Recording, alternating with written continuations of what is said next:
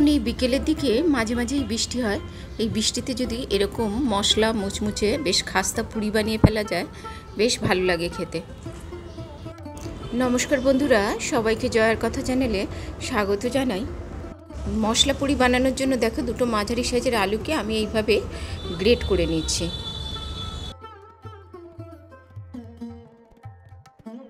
দুটো আলু আমার এখানে গ্রেট করা হয়ে গেছে। এখন আলুগুলোকে খুব ভালোভাবে জল দিয়ে একদম পরিষ্কার করে ধুয়ে নেব।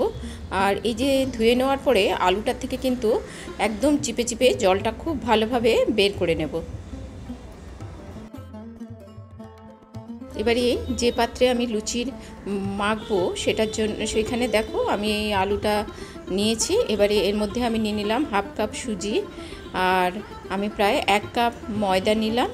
আর এর মধ্যে এখন আমি কিছু মশলা দেবো। দেখো, প্রথমে আমি কিছু ড্রাই চিলি ফ্লেক্স দিলাম অরিগানো, 1 চামচ আদা রসুনের পেস্ট দিয়ে দিলাম একটুখানি, এটা হচ্ছে আজওয়ান, একটুখানি হাতে দলে দিয়ে দিলাম পরিমাণ মতন নুন আর চিনি।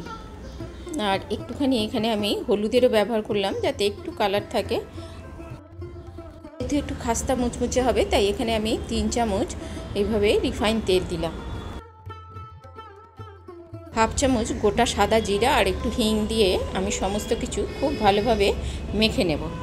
প্রথমে জল না দিয়ে আগে একটু মেখে নেব, তারপরে প্রয়োজন মতন এখানে জল অ্যাড করব। জলটা আমি দিচ্ছি এখানে, এটা কিন্তু একটু গরম জল। দেখো, এখানে প্রায় 1/4 কাপ জল দিলেই কিন্তু আমার এই ডোটা তৈরি হয়ে যাবে। কারণ আলুটাকে যতই ছেঁকে নিই তার মধ্যে কিন্তু একটু জল থাকেই। এখানে যেহেতু সুজি দেওয়া আছে তাই আমি ডোটা এইভাবে একটু নরম করে মেখে রেখে দিলাম। আর দেখো, আধ ঘন্টা মেখে রেখে দেওয়ার পরে এটা অনেকটাই সুজিটা ফুলে গেছে এবং অনেকটাই শক্ত হয়ে এসছে।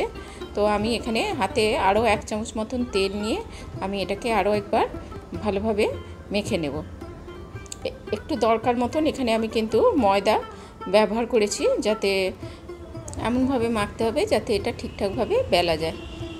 তো এখানে আমি সামান্য ময়দা ব্যবহার করে দেখো এটাকে একটু শক্ত করে মেখে নিলাম যাতে আমার বেলতে সুবিধা হয়। এবারে এর থেকে আমি প্রয়োজন মতো সাইজে আমি এবারে লেচি কেটে নেব। এখন ভাজার পর্বে চলে যাব।